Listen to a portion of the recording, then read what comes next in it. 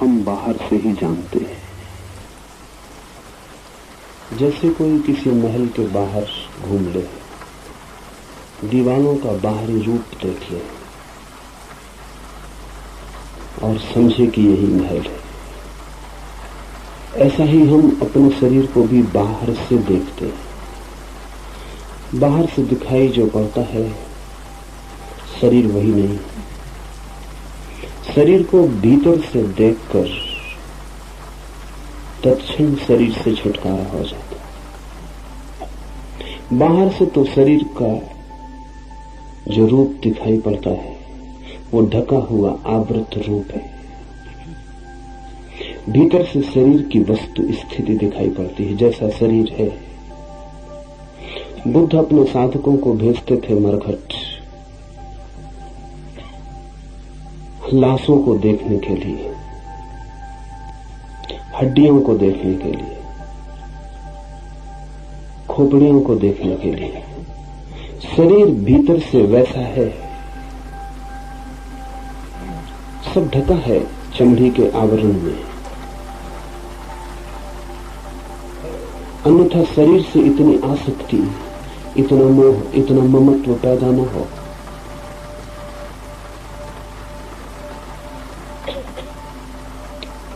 कभी शरीर को भीतर से देखने का प्रयास करें तो ये सूत्र समझ में आ सकेगा। कभी अस्पताल में चले जाएं, कभी ऑपरेशन की टेबल पर खड़े हो जाएं, देखें सर्जन को शरीर का ऑपरेशन करते हुए, तो भीतर जो दिखाई पड़े शरीर की वस्तु स्थिति वही है। ये सूत्र ध्यान के लिए बड़ा सहयोगी है। शरीर की कोई निंदा नहीं है इस सूत्र में, इसे ठीक से समझ लें।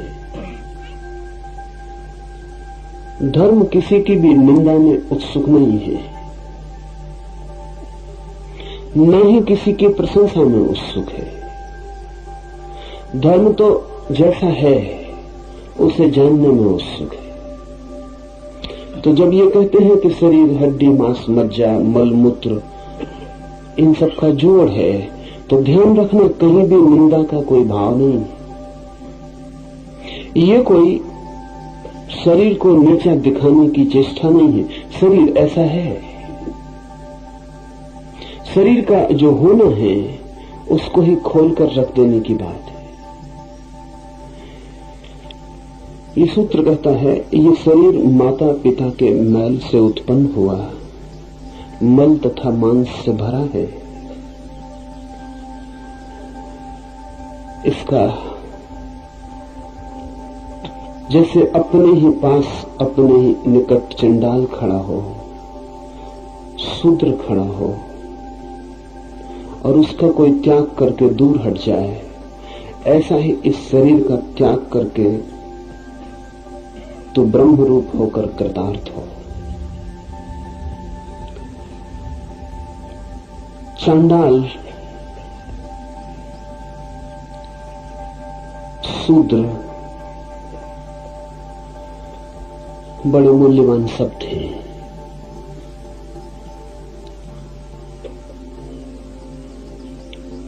प्राचीन भारतीय मनोविज्ञान कहता है कि जो व्यक्ति भी अपने को शरीर मानता है वो शूद्र है। शूद्र का अर्थ है जिसने अपने को शरीर मान रखा है। ब्राह्मण का अर्थ है जिसने अपने को ब्रह्म जान लिया। ब्राह्मण कोई ब्राह्मण के घर में पैदा होने से नहीं होता, न ही कोई शूद्र किसी शूद्र के घर में पैदा होने से शूद्र होता है। शूद्रता का और ब्राह्मणत्व का कोई भी संबंध घरों से नहीं है, परिवारों से नहीं। शूद्र एक मनोदशा है, ब्राह्मण भी एक मनोदशा है। सभी लोग शूद्र की तरह पैदा होते हैं, कुछ ही लोग ब्राह्मण की तरह होते मर पाते हैं। सारा जगत शूद्र है। शूद्र अर्थात जगत में सभी लोग अपने को शरीर मानकर जीते हैं। ब्राह्मण को खोजना बहुत मुश्किल है।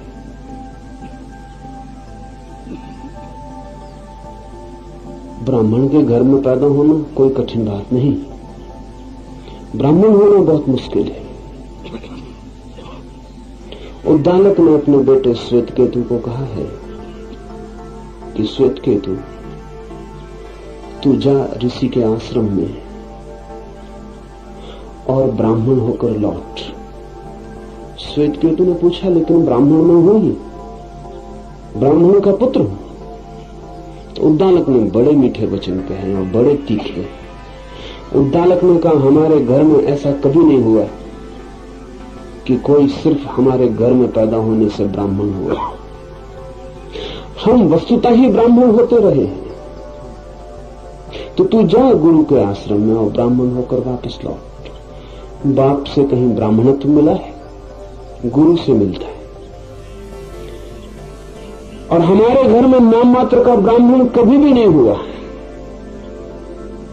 हम सदा ही ब्राह्मण होते रहे।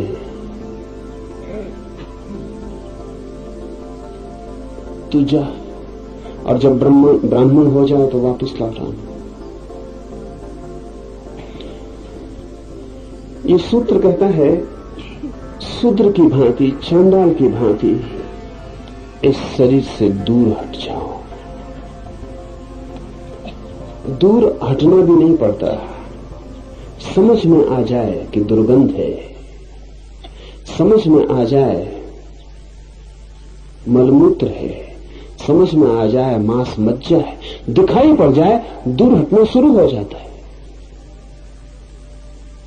हम खिंचते हैं वहां, आकर्षित होते हैं वहां जहां सोचते हैं सुगंध है, सुवास है। हटने लगते हैं वहां से, विकर्षित होते हैं वहां से जहां लगता है दुर्गंध है। शरीर के पास रहने का जो मन है हमारा, वो शरीर के संबंध में हमारे अज्ञान के कारण ही है। हमें पता ही नहीं कि शरीर हमारा क्या है। तो शरीर को भीतर से देखें, अपने ही सर्जन बन जाएं, अपने को ही उगाड़ें। चमड़ी बहुत मोटी नहीं है, बहुत पतली है, और चमड़ी के भीतर जो छिपा है उससे हम कितना राग बना लेते हैं और इस भांति जीने लगते हैं जैसे वही हमारा सब कुछ होना है। तो जुड़ जाते, बंध जाते। शरीर की ठीक ठीक स्थिति ख्याल में आने लगे तो आप पाएंगे दूर हटना शुरू हो गया। हटना भी नहीं पड़ता है, हटना शुरू हो जाता है।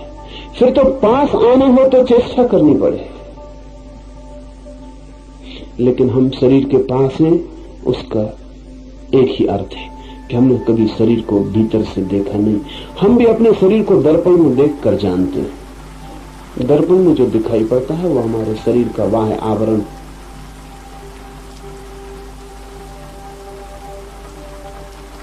बड़ा अच्छा हो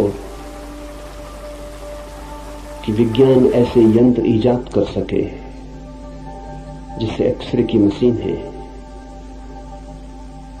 आज नहीं कल विज्ञान ऐसे यंत्र बना ले कि उनके सामने आदमी खड़ा हो जाए तो जैसा वो भीतर से है पूरा का पूरा हड्डी, मांस, मज्जा, मलमूत्र सब दिखाई पड़ जाए। तो वैसे यंत्र बड़े काम के हो सकते। आपको अपने शरीर की पूरी स्थिति पता चल जाए, आप तत्क्षण पाएंगे आत्मा और शरीर के बीच फासला हो गया। वो जो सेतु थे टूट गए, जो जुड़ाव था वो मिट गया और दूरी बढ़ने लगी।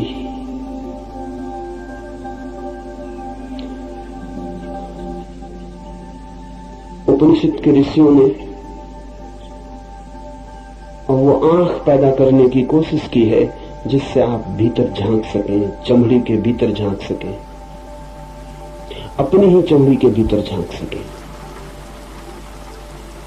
सत्य मुक्तिदायी है। स्वयं के शरीर का सत्य पता चल जाए तो भी मन मुक्त होना शुरू हो जाता है। असत्य बंधन है, नहीं हम जिससे जानते उससे हम बंध जाते। हे मुनि, महाकाश में घटाकाश की तरह परमात्मा में आत्मा को एक रूप करके अखंड भाव से शांत हो जाए। जब शरीर की व्यर्थता दिखाई पड़े, शरीर का असार होना दिखाई पड़े और शरीर केवल एक गंदगी का ढेर मालूम होने लगे और जब शरीर से दूरी बढ़ने लगे, तभी परमात्मा से निकटता होनी शुरू होती है। शरीर के जितने निकट, परमात्मा से उतने दूर। शरीर से जितने दूर, परमात्मा के उतने निकट। शरीर से जितने जोर से हम बढ़े हैं, उतने ही उस अशरीरी चैतन्य से हमारा फासला है। जब शरीर की तरफ पीठ हो जाती और जब शरीर से दूरी बढ़ने लगती, तो शरीर से दूरी बढ़ने का एक ही मतलब होता है कि आत्मा से निकटता बढ़ने लगती। आत्मा है एक छोर, शरीर है दूसरा छोर, बीच में हम लगते हैं आत्मा के बहुत। इसलिए शरीर से दूर हटने को ध्यान की एक प्रक्रिया की तरह लिया गया है। इसके कई दुष्परिणाम भी हुए, क्योंकि जब पश्चिम में भारतीय शास्त्रों का पहली दफा अनुवाद हुआ तो उन्हें लगा कि ये तो शरीर के दुश्मन मालूम पड़ते। ऐसा है नहीं, ये सिर्फ उपाय है। शरीर की वस्तुस्थिति जानने से तत्काल चेतना भीतर की यात्रा पर निकल जाती। शरीर का ठीक ठीक बोध होते ही शरीर पर पकड़ ढीली हो जाती। वो पकड़ ढीली हो सके, इसलिए इस बोध को तीव्र करना जरूरी है।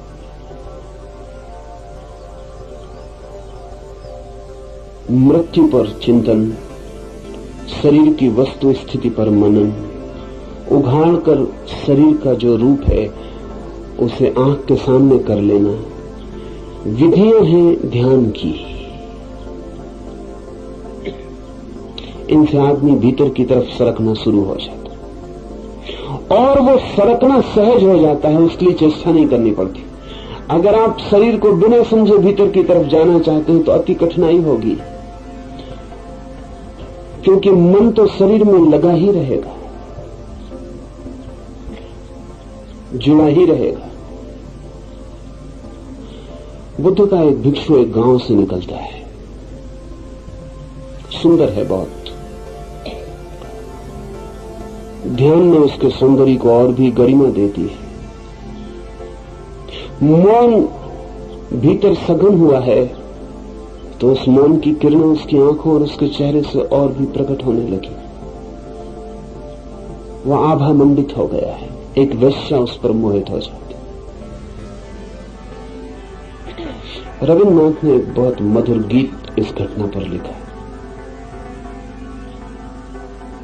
वो वेश्या उतर के अपने महल से नीचे आती है और उस भिक्षु को निवेदन करती है कि उसके महल में एक रात विश्राम कर ले।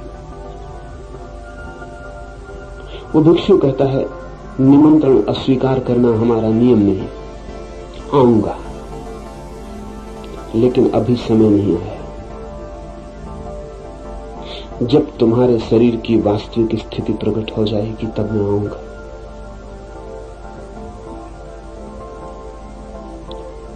अभी तुम भूल में हो, जिस दिन तुम जगोगी मैं आऊंगा। वैश्या को कुछ समझ में नहीं आता।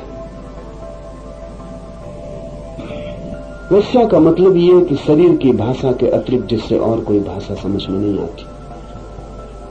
इसलिए ये मत सोचना कि कोई पत्नी है तो वैश्या नहीं है। शरीर की ही भाषा समझ में आती हो तो वैश्या ही है। जब तक आत्मा की भाषा समझ में ना आए तब तक कोई वैश्या होने से ऊपर उठ नहीं सकता। और वैश्या का मतलब स्त्री में समझना, वैश्य भी। शरीर की भाषा समझ में आए और शरीर से ही मोल तोल चलता हो, इतना ही मतलब है वैश्या का। शरीर पर ही सब टिका हो मन, वही हो व्यवसाय। भिक्षु ने कहा, आऊंगा जरूर, लेकिन जब तुम्हारा शरीर अपनी वस्तु स्थिति में आ जाए। उस वैश्या ने कहा, पागल हो गए, यही है समय, अभी मैं हूं युवा, अभी सौंदर्य है अपने शिखर पर। शरीर इससे बेहतर हालत में फिर कभी न होगा। उस भिक्षु ने कहा, बेहतर की चिंता नहीं है, वास्तविक की चिंता है। जब वास्तविक होगा आ जाऊंगा। उस वेश्या ने कहा मैं कुछ समझ नहीं पा रही हूं, थोड़ा स्पष्ट करके कह दे। उस भिक्षु ने कहा कि जब कोई भी तुम्हारे पास ना आएगा तब मैं आ जाऊंगा, क्योंकि तब शरीर वास्तविक स्थिति में होगा। तब शरीर बाहर भी वैसा ही दिखाई पड़ने लगेगा जैसा भीतर है। अभी भीतर जैसा है वैसा बाहर नहीं दिखाई पड़ता। जब कोई भी तुम्हारे पास ना आएगा तब मैं आ जाऊंगा। फिर बहुत वर्ष बीत गए, वेश्या वृद्ध हो गई, सारे शरीर पर कोढ़ फैल गया, अंग अंग उसके गलने लगे।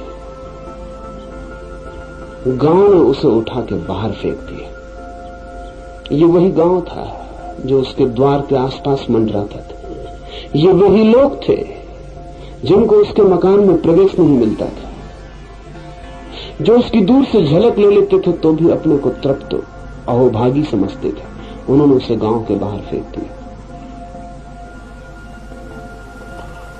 अंधेरी अमावस की रात है, वो प्यासी गांव के बाहर तरफ रही, कोई उसे पानी पिलाने को भी नहीं। उस रात वो भिक्षु आया और उस भिक्षु ने उसके सिर पर हाथ रखकर कहा कि मैं आ गया। अब शरीर अपनी वास्तविक स्थिति में, अब कोई तुम्हारे पास आता नहीं। अब शरीर बाहर भी वैसा ही हो गया जैसा भीतर। अब बाहर भीतर का फासला टूट गया। बीच की चमड़ी में जो अवरोध डाले थे वे मिट गए। अब भीतर की जो मांस मज्जा है वो बाहर भी झलकने लगी। अब भीतर की जो गंदगी है वो बाहर भी आ गई। अब तुम बाहर भीतर एक हो गई हो। अब मैं आ गया हूं। इसी दिन के लिए मैंने वायदा किया था, जब कोई भी नहीं आएगा तब मैं आ जाऊंगा।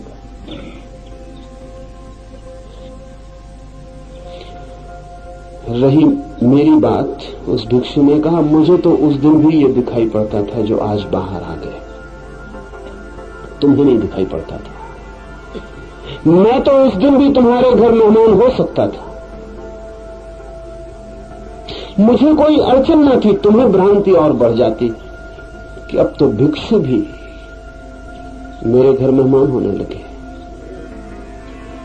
मेरी कोई अड़चन न थी, उस दिन भी आ जाता, क्योंकि उस दिन भी मैं यही देख रहा था जो आज तुम्हें दिखाई पड़ रहा है। जो आज पूरे गांव ने देख लिया है वो मैंने उस दिन भी देख लिया था। लेकिन वो वेश्या वहां बाहर पड़ी भी अपने शरीर को नहीं देख रही। आंख बंद करके वो उन्हीं दिनों का स्मरण कर रही जब शरीर सुंदर था, जब गांव में गरिमा थी, गौरव था। बुढ़ापे में भी लोग जवानी का चिंतन करते हैं। शरीर भी अपनी सच्चाई को प्रकट कर देता है तो मन से ढांकते रहते हैं। चमड़ी भी साथ नहीं देती, अब तो आंखें बंद कर लेते और भीतर वो जो बीत गया उसका रस लेते रहते। बूढ़ा भी जब जवानी का रस लेता है तो समझना कि वो शूद्र ही मरेगा, और जब जवान भी बुढ़ापे को आने के पहले ही शरीर में देख लेता है तो समझना कि ब्राह्मण होकर मरेगा।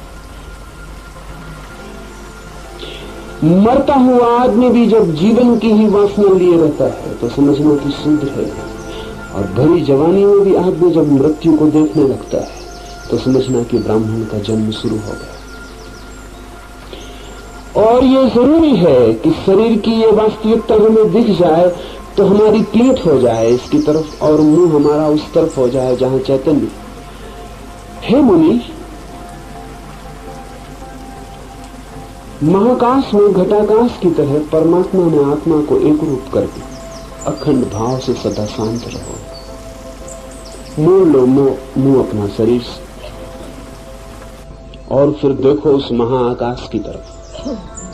वो महाआकाश निकट ही है। एक घड़ा रखा हो, जमीन पर हम उसे उल्टा रखते हैं तो घड़ा आकाश की तरफ देखे पर उसे दिखाई पड़ेगी केवल मिट्टी की देह, आकाश दिखाई नहीं पड़ेगा। घड़े को उल्टा रख दिया जमीन पर, वो आकाश की तरफ देखे, उसे क्या दिखाई पड़ेगा? उसे दिखाई पड़ेगी अपनी ही मिट्टी की परत, अपनी देह, अपना शरीर। आकाश दिखाई नहीं पड़ेगा। फिर घड़े को हम सीधा रख दें और घड़ा आकाश की तरफ देखे मुंह आकाश की तरफ है। तो अब घड़ा देख पाएगा कि देह में नहीं हूं, और अब घड़ा ये भी देख पाएगा कि जो छोटा सा आकाश मेरे भीतर है वही आकाश बाहर है, और हम दोनों के बीच कहीं भी कोई अंतराल नहीं है। हम दोनों अविच्छिन्न हैं। सतत मैं ही फैलता चला गया हूं इस आकाश में। सतत ये आकाश ही मुझ तक चला आया है, और बीच में कहीं कोई अवरोध, कहीं कोई सीमा, कहीं कोई दीवार नहीं है। ठीक ऐसी ही घटना घटती है। जब आप शरीर की तरफ देख रहे होते हैं तो आप उल्टे घड़े की तरह रखें, आपको शरीर दिखाई पड़ता है। जब आप शरीर से मुंह मोड़ते हैं आप सीधे घड़े की तरफ हो गए। अब आपका मुंह आकाश की तरफ खुलता है।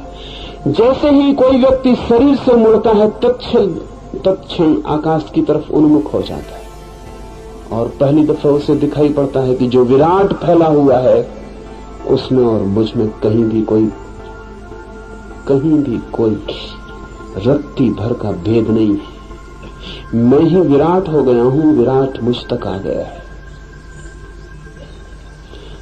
हे मुनि, महाकाश में घटाकाश की तरह परमात्मा में आत्मा को एक रूप करके अखंड भाव से शांत रहो, और जैसे ही ये दिखाई पड़ता है शांति घटित हो जाती।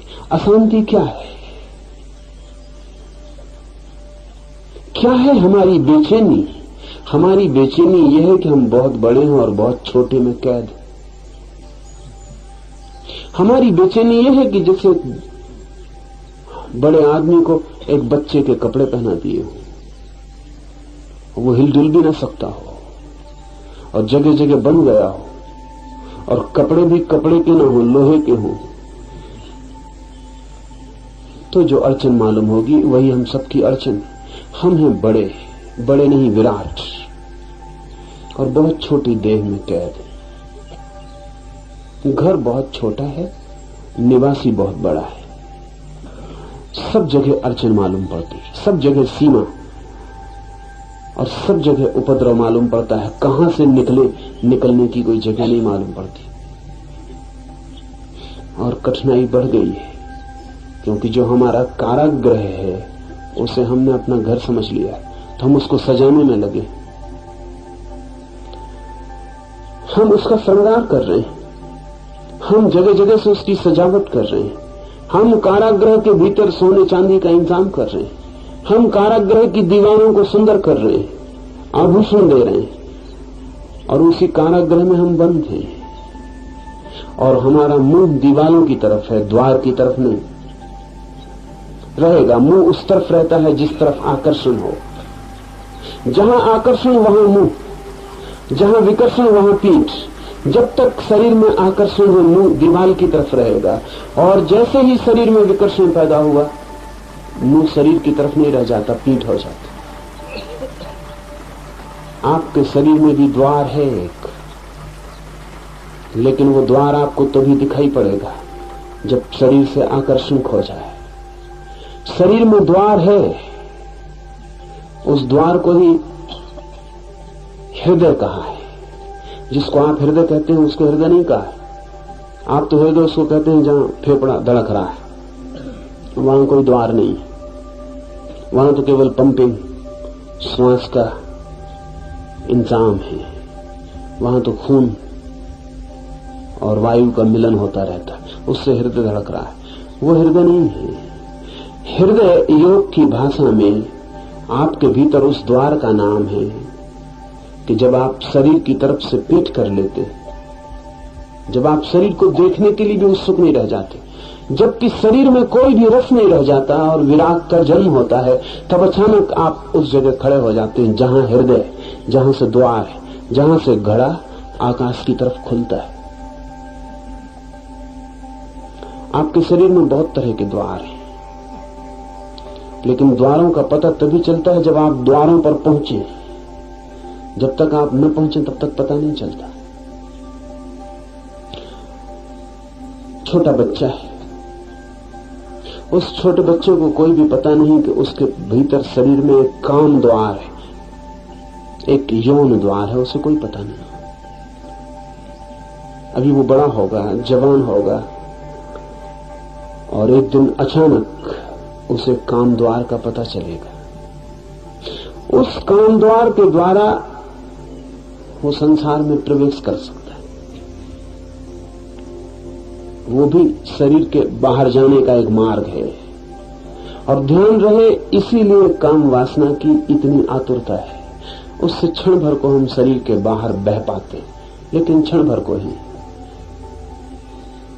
क्षण भर को शरीर भूल जाता है और हम प्रकृति में डूब जाते हैं। एक द्वार है मनुष्य का प्रकृति की तरफ, नीचे की तरफ, और एक द्वार है मनुष्य का परमात्मा की तरफ, ऊपर की तरफ। जब काम वासना से चित्त भरता है तो हम शरीर के निकटतम होते हैं, और जब हम शरीर के निकटतम होते हैं तो वो द्वार खुलता है जिससे हम और शरीरों के जगत में प्रवेश कर जाते हैं।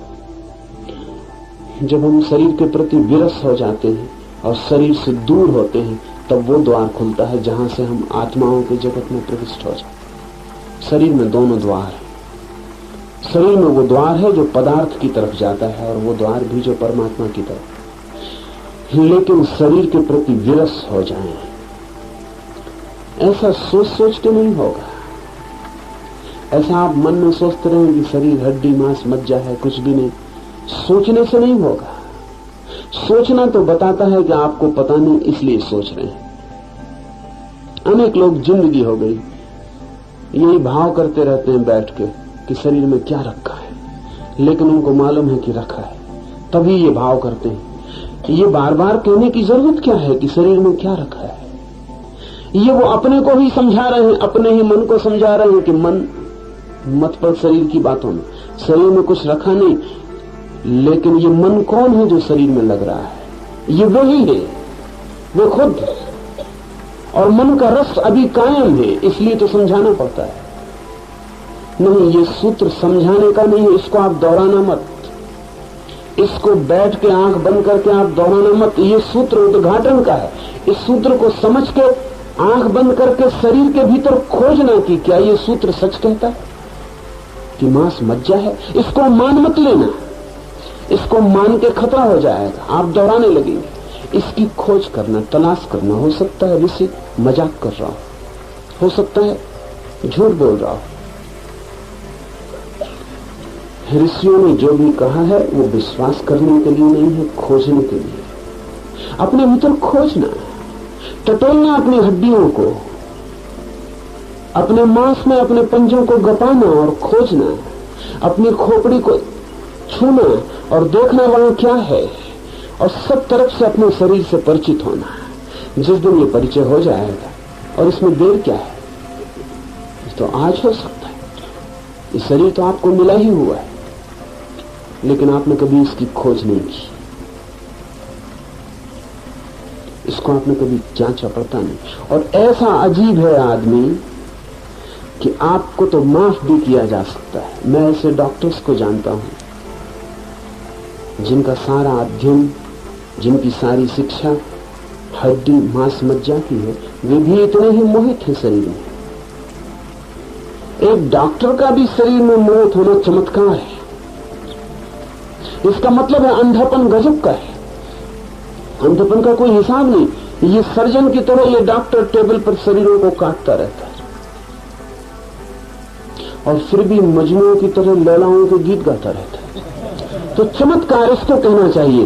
ये ताबीज वगैरह निकाल देते हैं साईं बाबा, ये कोई चमत्कार नहीं है। चमत्कार ये है कि ये आदमी रोज काटता है मांस मज्जा को, और जब शरीर को खोलता है तो दुर्गंध की वजह से नाक बंद कर लेता है।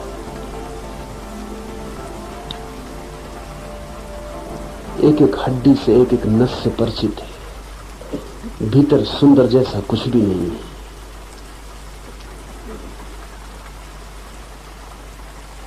लेकिन बड़ी मजे की घटनाएं घटती। मैं एक डॉक्टर को ये कह रहा था, मित्र हैं, वो कहने लगे आप कहते हैं तो मुझे ख्याल आया। मैं एक स्त्री का ऑपरेशन कर रहा था, और जब मैंने उसका पेट खोला तो नासिया, बहुत मन विकार, वो सब जो दिखाई पड़ा उससे मन बहुत विकृत हो गया, और बड़ी घबराहट भीतर मालूम होने लगी। ये एक तरफ चल रहा है और उस डॉक्टर ने मुझे कहा, ईमानदार आदमी है, कि ये एक तरफ चल रहा है और पास में मेरे नर्स खड़ी है, उसमें मेरा रस भी चल रहा है। इधर पेट खोल के रखा हुआ हूं, इसको जल्दी किसी तरह निपटाऊं, क्योंकि उस नर्स के साथ मुझे सिनेमा देखने जाना। ये है आदमी का मन। हम अपने को धोखा देने में इतने कुशल हैं। ये वो वही करेगा, ये जाके अभी नर्स का हाथ हाथ में ले लेगा और बिल्कुल भूल जाएगा कि हाथ क्या है।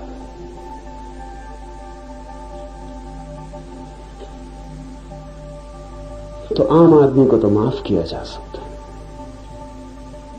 लेकिन डॉक्टर की तुलना में कह रहा हूं, माफ किया नहीं जा सकता, क्योंकि शरीर हमारे पास है और हम उससे भी परिचित नहीं हो पाए, और लोग आत्मा की खोज में निकल जाते हैं, और शरीर तक से परिचित नहीं हो पाए और आत्मा की खोज में निकल जाते हैं। लोग पूछते हैं आत्मा को कैसे पाएं? कृपा करके पहले शरीर को तो ठीक से जान लें, जो बहुत निकट और करीब है, इससे तो परिचित हो जाए, और इससे परिचित होना ही आत्मा की तरफ उठने की सीढ़ी बन जाती, क्योंकि जो इससे परिचित हुआ वो फिर इसकी तरफ विमुख हो जाता है, और जो शरीर से होता है विमुख वो आत्मा की तरफ उन्मुख हो जाता है, तब उसका मुंह आत्मा की तरफ हो जाता है। और जब आकाश मिलता है भीतर के इस छोटे से घटा आकाश से, तो जो घटना घटती है उसका नाम शांति। अशांति है इस कारागृह में बंद होना, शांति है इस कारागृह के बाहर विराट के साथ एक होने का अनुभव। ईश्वर से मिले बिना कोई भी शांत कभी हुआ नहीं।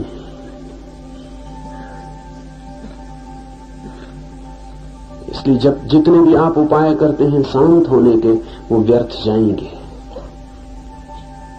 कमोबेश अशांति हो सकती है, कभी अशांति ज्यादा कभी कम, बस जिसको आप शांति कहते हैं वो कम अशांति का ही नाम है, इससे ज्यादा नहीं। नॉर्मल अशांति, साधारण अशांति हो तो आदमी कहता सब शांत, सब ठीक चल रहा है। अशांति थोड़ी बढ़ जाती तो थोड़ी दिक्कत मालूम होती है।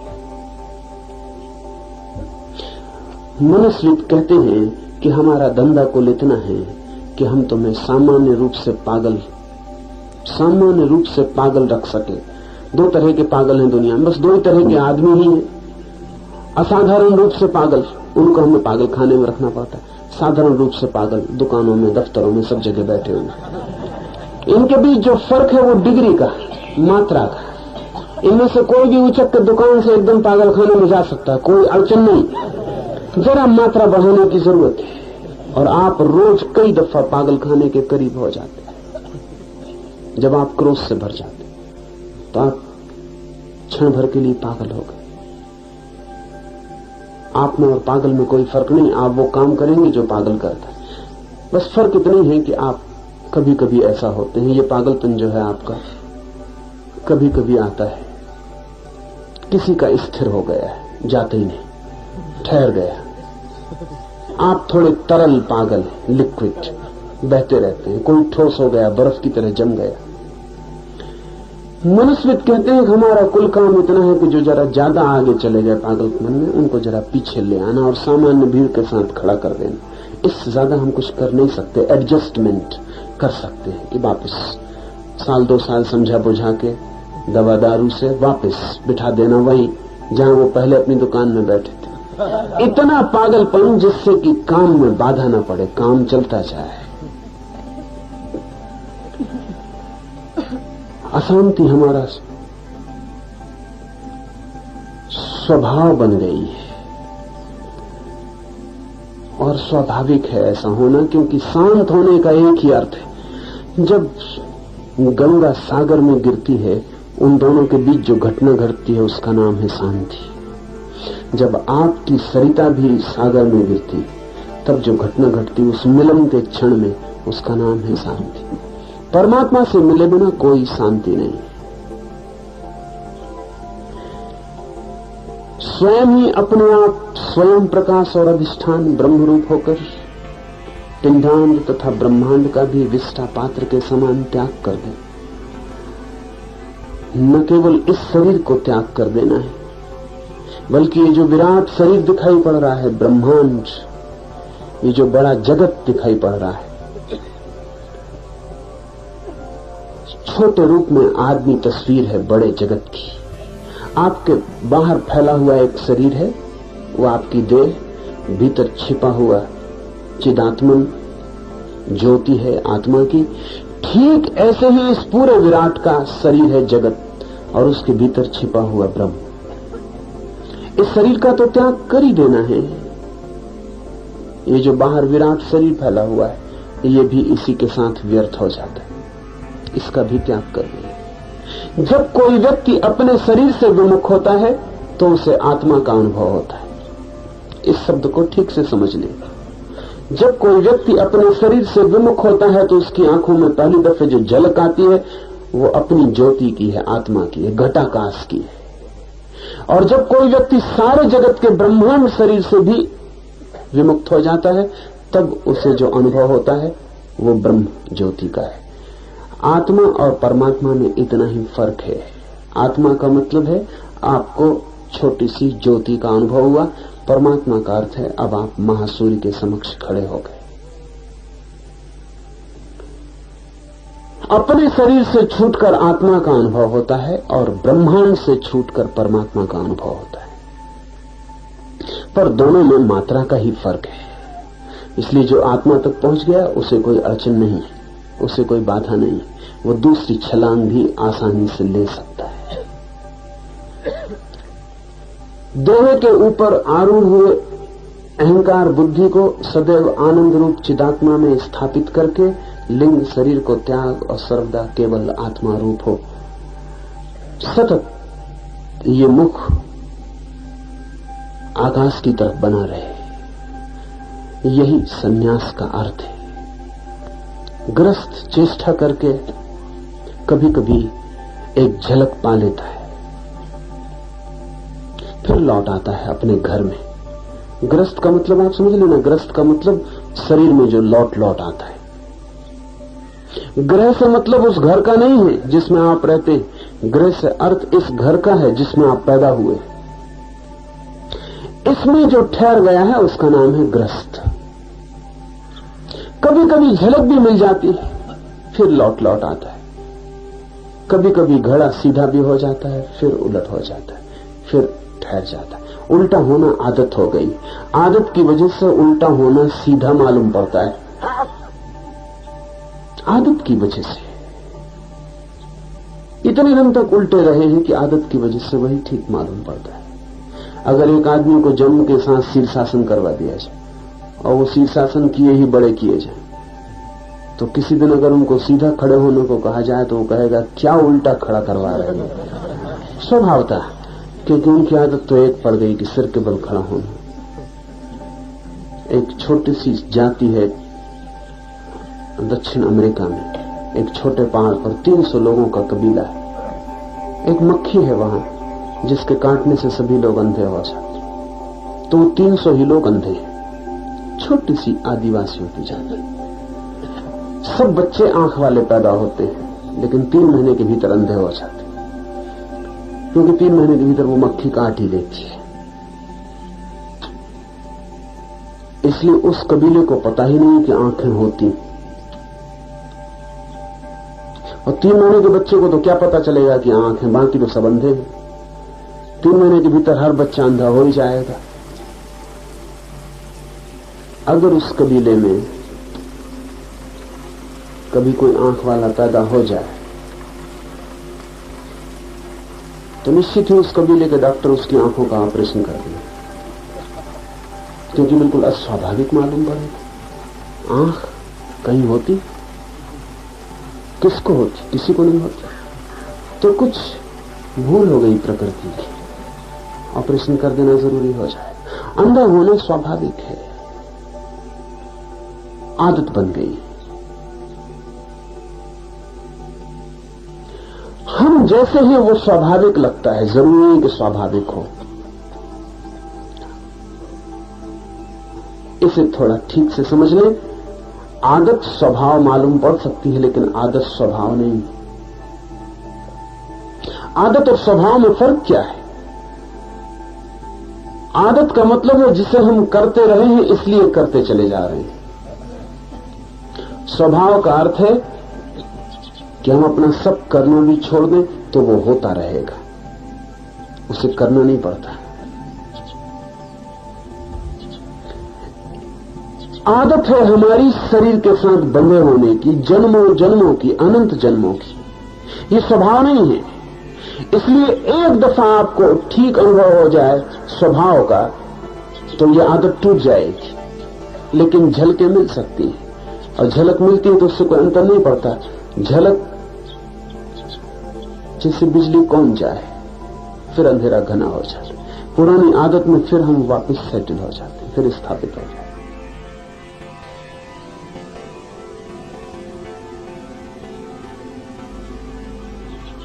सन्यासी का अर्थ है जिसने ये निर्णय लिया कि अब मैं सतत घर की ओर पीठ ही रखूंगा और सतत खुले आकाश को स्मरण रखूंगा, और निरंतर मेरी चेष्टा जारी रहेगी, उठते बैठते जागते सोते भी। जहां तक मेरा बस चलेगा वहां तक मैं ख्याल रखूंगा कि मेरा मन शरीर से न जुड़े, मेरी आत्मा उस विराट सागर में प्रवाहित होती रहे, बहती रहे। और जब मैं कहता हूं बहती रहे तो सिर्फ शब्द नहीं कह रहा हूं। जब आप इसका प्रयोग करेंगे तो आपको लगेगा ही कि आप सतत बह रहे हैं। जैसे ही आपका मुंह आत्मा की तरफ होगा आपको लगेगा आप सतत उंडे ले जा रहे हैं, आप गंगा की तरह सागर में गिर रहे हैं। ये स्मरण बना रहे, ये सतत स्मरण बना रहे। हे निर्दोष, दर्पण में जैसे शहर दिखाई दे वैसे ही जिसमें इस जगत का भास दिखाई पड़ता है वही ब्रह्म में हूं, इस प्रकार जानकर तू कृतार्थ हो। जिससे दर्पण में प्रतिबिंब दिखाई पड़ता है, लेकिन दर्पण में जो प्रतिबिंब दिखाई पड़ता है वो वास्तविक नहीं। वास्तविक तो दर्पण है जिसमें प्रतिबिंब दिखाई पड़ता है। लेकिन आपको ख्याल हो या ना हो, जब आप दर्पण देखते हैं तो दर्पण नहीं दिखाई पड़ता, प्रतिबिंब दिखाई पड़ता है। जब आप दर्पण के सामने खड़े होते हैं तो आपने कभी ख्याल किया कि आप दर्पण देख रहे हैं? आप चेहरा देख रहे होंगे, दर्पण नहीं देख रहे होते। और जो चेहरा दिखाई पड़ता है वो बिल्कुल नहीं है, वहां बिल्कुल नहीं है, और जो है वो बिल्कुल दिखाई नहीं पड़ता। अगर ऐसा दर्पण बनाया जा सके जिसमें आपको चेहरा न दिखाई पड़े तो दर्पण आपको दिखाई ही नहीं पड़ेगा। वो तो चेहरा दिखाई पड़ता, इससे आप अनुमान करते हैं कि दर्पण है। दर्पण आप अनुमान करते हैं कि है क्योंकि चेहरा दिखाई पड़ रहा है, लेकिन दिखाई चेहरा पड़ता है, दर्पण दिखाई नहीं पड़ता। हाँ, दर्पण में कुछ अशुद्धि हो तो बात अलग, जितना शुद्ध दर्पण हो उतना कम दिखाई पड़ेगा। अगर हम बिल्कुल निर्दोष दर्पण बना सके तो हमें दिखाई ही नहीं पड़ेगा। महाभारत की सारी कथा ऐसे ही निर्दोष दर्पण के बनने से हुई। किया था मजाक महंगा पड़ा। दुर्योधन और उसके सारे भाई अंधे बाप के बेटे थे, तो मजाक किया था। मजाक अच्छा भी नहीं था, क्योंकि जिस मजाक से दूसरे को चोट पहुंचे वो मजाक कम, हिंसा ज्यादा हो जाती। तो पांडवों ने बनाया था एक मकान, निमंत्रित किया था अपने चचेरे भाइयों को। मकान में ऐसे दर्पण लगाए थे जो बड़े निर्दोष थे। दर्पण इतने निर्दोष थे कि दिखाई ही नहीं पड़ते थे कि दर्पण है।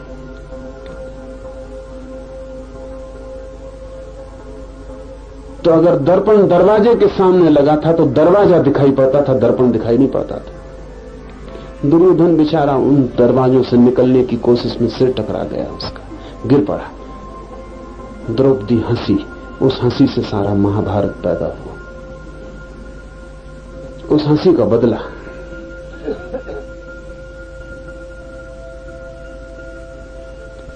ऐसी कोई बड़ी बात ना थी, लेकिन छोटी सी हंसी भी बड़ी हिंसा हो सकती है। इसलिए द्रौपदी को फिर भरी सभा में नग्न करने की कोशिश का जिम्मेवार अकेला दुर्योधन नहीं, द्रौपदी की हंसी भी उसमें सम्मिलित। मूल कारण वही है, अंधे का बेटा है इसलिए दिखाई नहीं पड़ता है। होगा ही ऐसा, क्योंकि अंधे का बेटा है इसलिए हंसी के गिरोगे ही। जहां दरवाजा नहीं वहां दरवाजा देख रहे हो। पर बात कुल इतनी थी कि बहुत निर्दोष दर्पण का उपयोग किया गया था, तो दर्पण तो दिखाई नहीं पड़ता, जो प्रतिबिंब पड़ता है वही दिखाई पड़ता है। ऋषि कहता है, हे निर्दोष, दर्पण में जैसे प्रतिबिंब दिखाई दे, वैसे ही जिसमें इस जगत का भास दिखाई पड़ता है, भीतर जो हमारी आत्मा है वो निर्दोष दर्पण है। सारा जगत उसमें दिखाई पड़ता है। तो हम इस जगत को पकड़ने दौड़ पड़ते हैं, लेकिन वो दर्पण हम नहीं देखते जिसमें ये दिखाई पड़ता है, जिसमें ये झलकता है। एक हीरा दिखाई पड़ रहा है, कोहनूर रखा है, वो दिखाई पड़ रहा है, तो आप कोहनूर की तरफ दौड़ते हैं। आपको ये ख्याल में भी नहीं आता कि जिसको ये दिखाई पड़ रहा है, जिसमें ये कोहनूर की छवि बन रही है, वो कौन है? वो दर्पण क्या है मेरे भीतर, जो कोहनूर को मेरे भीतर तक प्रतिबिंबित कर देता है। चांद दिखाई पड़ता है आकाश में, भीतर वो कौन है जिसमें ये चांद प्रतिबिंबित हो जाता है? मेरे भीतर एक घूमता हुआ दर्पण है जो सारे जगत को देखता रहता है। जब तक आप जगत को पकड़ने जा रहे हैं, तब तक आप प्रतिबिंबों को पकड़ रहे हैं। जिस दिन आप दर्पण को पकड़ने लगेंगे, आपका प्रवेश हो गया उस जगत में जो सत्य का है। और दर्पण को जो पकड़ लेगा, फिर वो प्रतिबिंबों के मोह में नहीं पड़ता। ऐसा नहीं कि फिर प्रतिबिंब बनने बंद हो जाएंगे, प्रतिबिंब बनते रहेंगे, लेकिन तब पकड़ने का आग्रह छूट जाता है। और दर्पण प्रतिबिंबों से कभी विकारग्रस्त नहीं होता। चाहे आप कितने संसारों में भटकते रहे हो, आपका दर्पण निर्दोष बना रहता है। इसे थोड़ा समझ लें। इसीलिए कहा है, हे निर्दोष। ये आपसे कहा है, हे निर्दोष। आपको भी शक होगा कि ऋषि से कोई भूल तो नहीं होगी। हमसे और कहा है, हे निर्दोष, नहीं, पर कारण से कहा है।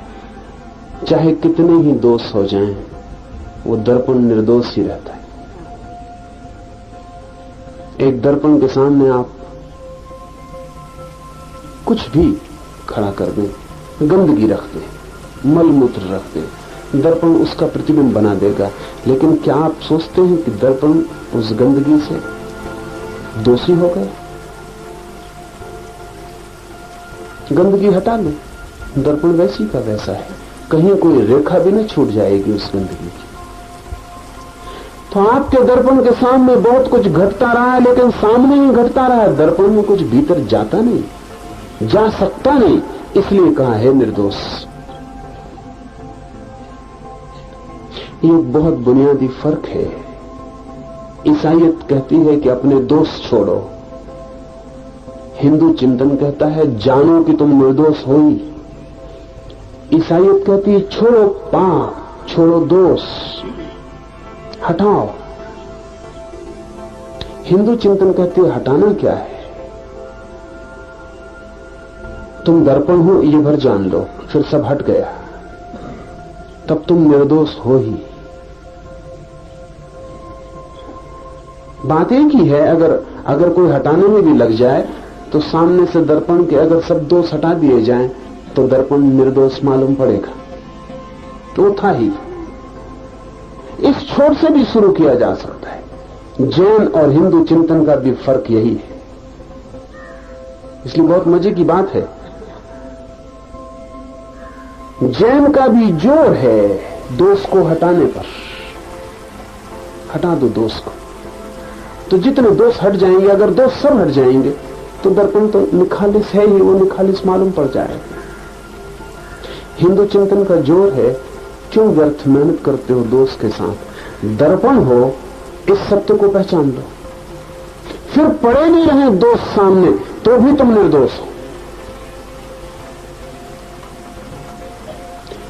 इसलिए जैनों को ऐसा लगता रहा है, ईसाइयत को भी लगता है कि हिंदू विचार थोड़ा खतरनाक है, क्योंकि इसमें फिर नीति पाप पुण्य के लिए बहुत जगह नहीं रह जाती। खतरनाक है, जितना गहरा सत्य होगा उतना खतरनाक हो जाता, क्योंकि जितना गहरा सत्य हो उतना शक्तिशाली हो जाता, और शक्ति में खतरा है, और गलत आदमी के हाथ पड़ जाए तो बहुत खतरा है। और अक्सर गलत आदमी शक्ति की तलाश में होते हैं, उनके हाथ में पड़ जाते हैं। पर हिंदू विचार है बहुत गहन, और बात इसकी है कि भीतर जो तुम्हारा चैतन्य है वो मात्र दर्पण है, जस्ट ए मिरर, मात्र दर्पण। उसमें तुमने जो भी देखा है वो बाहर है, भीतर कभी कुछ गया नहीं। हालांकि भीतर दिखाई पड़ता है, दर्पण के सामने कोई चीज रखो तो जितनी बाहर होती उतनी भीतर दिखाई पड़ती। किरणों के अनुपात का नियम, जितनी बाहर होती है उतनी भीतर दर्पण में दिखाई पड़ती है।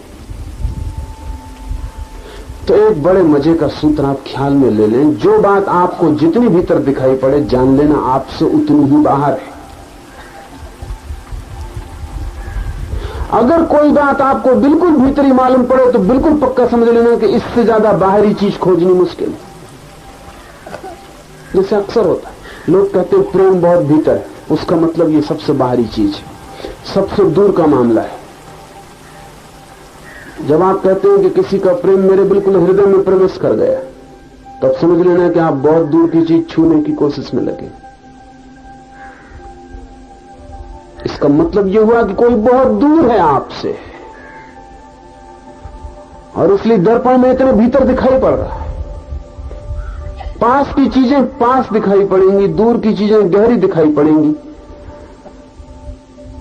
और जरूरत नहीं है दर्पण में कोई चीज कितनी भीतर दिखाई पड़ती है, इससे भीतर होने का कोई संबंध नहीं। छोटी सी तलैया में भी चांद दिखाई पड़ता है, उतनी ही गहरा, जितना आकाश में दूर है उतनी गहराई भी नहीं उस तलैया में। आपके दर्पण की कितनी गहराई होती, दर्पण को रख दे नीचे जमीन पर, चांद दिखाई पड़ेगा उतनी ही गहराई में जितना दूर चांद है। बाहर के प्रतिबिंब कितने ही भीतर चले जाएं, भीतर नहीं जाते। भीतर कुछ गया ही नहीं है, कभी जा भी नहीं सकता। मालूम पड़ता है क्योंकि भीतर एक दर्पण है, चैतन्य एक दर्पण है, शुद्धतम दर्पण है। इतना शुद्धतम है क्योंकि कांच कितना ही शुद्धतम हो तो भी कांच तो होता ही है, उतना पदार्थ तो होता ही है, लेकिन शुद्धतम चैतन्य है। अगर हम कभी वायु का दर्पण बना पाए तो वो भी इतना शुद्धतम नहीं होगा जितना चैतन्य का दर्पण शुद्धतम होगा। अगर हम वायु का दर्पण बना पाए और उसमें कोई चीज प्रतिबिंबित हो सके तो हम बराबर प्रतिबिंब को खोजने निकल जाएंगे, दर्पण कोई बाधा भी नहीं देगा। वायु का दर्पण है, आप आर पार चले जाएंगे। चैतन्य का दर्पण और भी शुद्धतम है क्योंकि चेतना इस जगत में सबसे ज्यादा सूक्ष्म घटना है, सबसे ज्यादा सूक्ष्म शुद्धतम शक्ति है, उसमें यह जगत फलित होता है। ऋषि कहता है, हे निर्दोष, दर्पण में जैसे प्रतिबिंब दिखाई पड़ते हो ऐसे इस जगत का भास तेरे भीतर होता है। इसे छोड़कर, इसे जानकर, इसे पहचान कर, मैं ब्रह्म हूं, मैं दर्पण हूं, वो नहीं जो प्रतिफलित होता है, बल्कि वो हूं जिसमें प्रतिफलित होता है।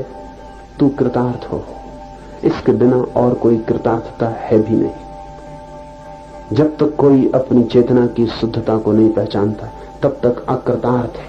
वो कुछ भी करता रहे, कुछ भी पाता रहे, सब पाया हुआ व्यर्थ होगा, सब किया अनकिया हो जाएगा, सब दौड़ धूप ऐसी ही होगी जैसे कोई पानी पे लकीरें खींचता रहे, खींच भी नहीं पाता कि मिट जाती, फिर खींचता रहे, मिटती जाती। जिंदगी के आखिर में जिन लोगों ने प्रतिबिंबों की तलाश की है, मौत के क्षण में उन्हें पता चलता है पानी पर लकीरें खींचते हैं, सब खो जाता है। सब प्रतिष्ठा, सब पद, सब धन, सब संग्रह, सब खो जाता है। मौत के क्षण में पता लगता है कि बड़ी भूल हो गई। हमने सोचा था ग्रेनाइट पर लकीरें खींच रहे, पानी पे खींच रहे थे,